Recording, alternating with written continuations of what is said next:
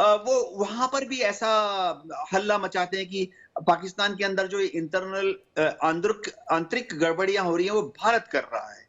तो ये पाकिस्तान की एक दोहरी चाल है। असल बात ये है कि पाकिस्तान की जो इंटरनल एडमिनिस्ट्रेशन है, वो टोटली चरमराई हुई है। हुँ। सरकार कहाँ पर है, कोई नहीं जानता। कुछ लोग समझते हैं, गलतफहमी में हैं, वो सोचते हैं शहबाज शरीफ सरकार चला रहे हैं। नहीं। कुछ लोग सोच रहे हैं शायद पीटीआई नाम की एक पॉलिटिकल पार्टी पावर में है। नहीं। पाकिस्तान चला रही है पाकिस्तान की आर्मी। वहां पावर में है आईएसआई के बड़े-बड़े टॉप अफसरान।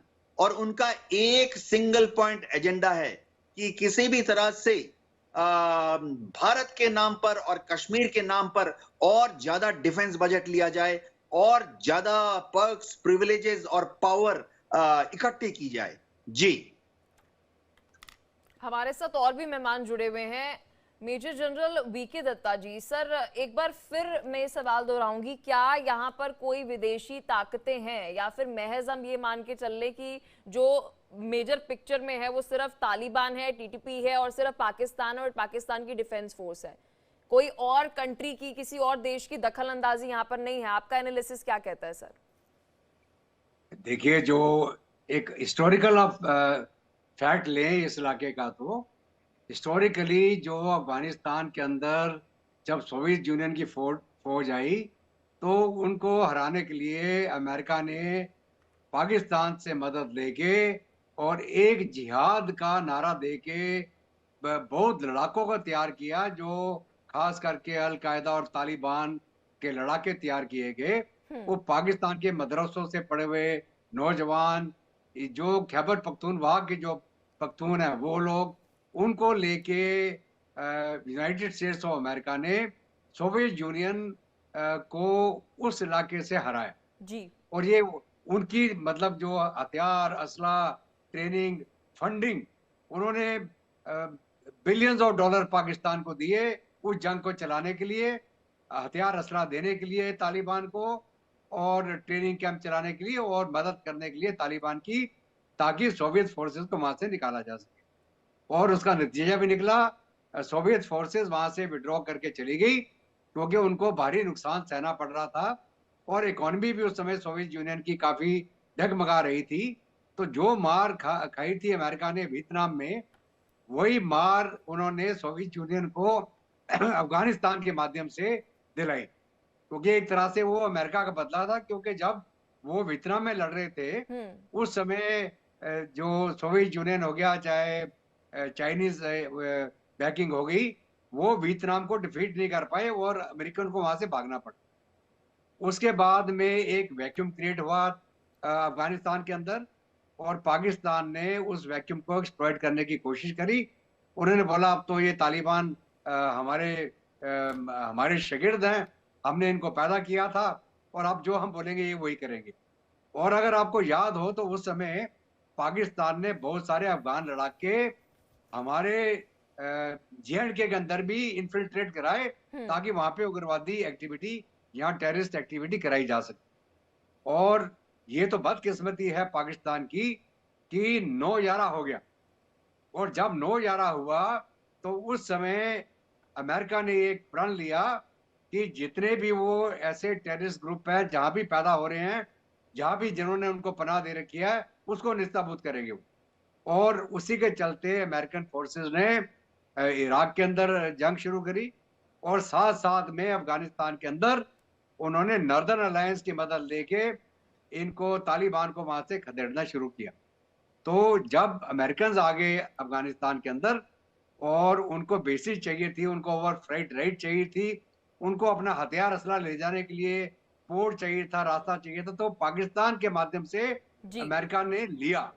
क्योंकि अमेरिका ने उस समय बोला था या तुम हमारे साथ हो और या तुम हमारे बरखिलाफ हो, और अगर तुम बरखिलाफ हो तो हम तुम्हें बर्बाद कर देंगे। तो पाकिस्तान की गवर्नमेंट ने हाथ जोड़े, भैया हम तो आपके साथ हैं। और फिर दोबारा उन्होंने खूब पैसा लिया अमेरिकन से, और तालिबान को अफगानिस्तान के अंदर हराने के लिए अमेरिका की मदद करने लगे। और हालांकि अमेरिका की मदद करने लगे, साथ साथ में डबल गेम भी खेलते रहे वो, तालिबान को भी बचाते रहे और अमेरिका का भी उल्लू बना के उनको पैसे ऐंठते रहे, क्योंकि इनको तो जहां से भी डॉलर मिल जाते, इनका जो कटोरा भर जाता किसी तरीके से। इन्होंने वही नहीं, इन्होंने उस समय अगर आपको याद हो तो भारत की करेंसी काउंटरफीट करेंसी हम्म। पाकिस्तान की आईएसआई, पाकिस्तान के रिजर्व बैंक के अंदर छाप के अपनी इकोनॉमी चला रहे थे ये लोग। और ये तो इसी के चलते मोदी साहब ने उसका डिमोनेटाइजेशन कर दिया।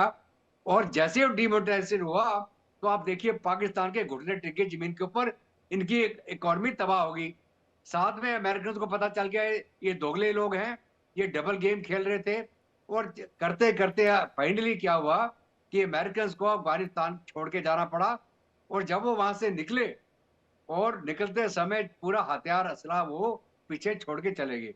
तो ये तो थोड़ा हिस्टोरिकल बैकग्राउंड था कि सोवियत यूनियन हो गया, पाकिस्तान की मदद से वहां पे हम्म। उनको हराया गया, फिर एक वैक्यूम क्रिएट हो गया। 1893 से लेकर हम 1980 से अब यहाँ तक की स्थिति अगर हम सज्जे सर, अभी अगर आपको क्या लगता है जो ये इस वक्त हो रहा है इसके पीछे क्या महज इन्हीं जिनका मैंने जिक्र किया, तालिबान, टीटीपी, पाकिस्तान, पाकिस्तान की डिफेंस फोर्स, या कोई और विदेशी इन्वॉल्वमेंट भी यहाँ पर है?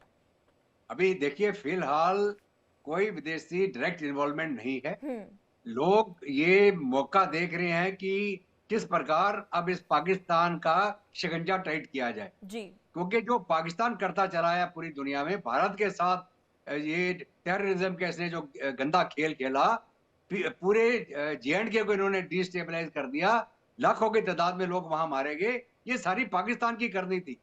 और पाकिस्तान वो तो कर नहीं पाया, ना कश्मीरियों को अपनी तरफ कर पाया, अपने पीओके को संभालना इनके लिए मुश्किल हो गया।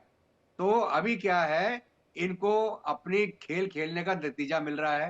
वो हम्म। पुरानी कहावत है कि जो आप सांप पालेंगे आस्तीन में आप ही को काटेगा एक दिन। अभी इनका वो हाल हो गया है कि इनके पाले हुए सांप इन्हीं को काटेंगे। और कसवर आज के दिन में कलासरा हमारे साथ वरिष्ठ पत्रकार हैं पाकिस्तान से। सर, क्या लगता है यहाँ पर तालिबान को लेकर पाकिस्तान की मिस कैलकुलेशन है, या फिर जिस तरह से मैं मेहमानों के साथ और जिक्र कर रही हूँ डिफेंस एक्सपर्ट्स के साथ, ये वो बीज है जो पाकिस्तान में बोया है और उसका फल जो है वो पा रहा है? देखिए, इसमें दोनों चीजें हैं। अब जो जो आपका क्वेश्चन है उसमें एक मिसकैलकुलेशन भी है। जिस हम्म। तरीके से मैं भी और साफी मिस्टर चारू हम भी यही समझ रहे थे, जिस तरह हमारी ब्रीफिंग हो रही थी वहां पे फॉरेन ऑफिस में, हम भी अटेंड करते रहे उसको।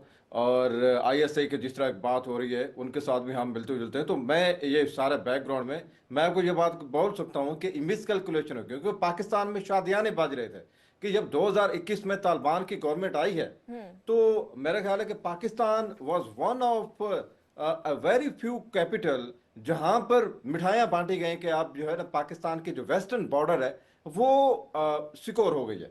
लेकिन उसके बाद हमने देखा कि तारीख की बदतरीन पाकिस्तान के अंदर वो टेररिज्म हुई है। आज को आप देख लें कि बलूचिस्तान में कंटिन्यूएशन है। एक 6 लोगों की शहादत हुई है, एक पुलिस अफसर बहुत बुरे तरीके से घायल है, और ये कंटिन्यू हो रहा है काफी अरसे से। और इसी तरह से जो हमारी एक फ्रंट लाइन है, मतलब कुरम में आप देख लें कि 2 कबाइल की एक जंग थी, लेकिन उसके अंदर भी वहां पे जो early in the morning today वहां पे एक डिप्टी कमिश्नर जो है अभी क्रिटिकल सिचुएशन में मौत और जिंदगी की जंग लड़ रहा है। तो वहां पे भी तो मेरा ख्याल ये है कि पाकिस्तान की तरफ से मिस कैलकुलेशन हुई है।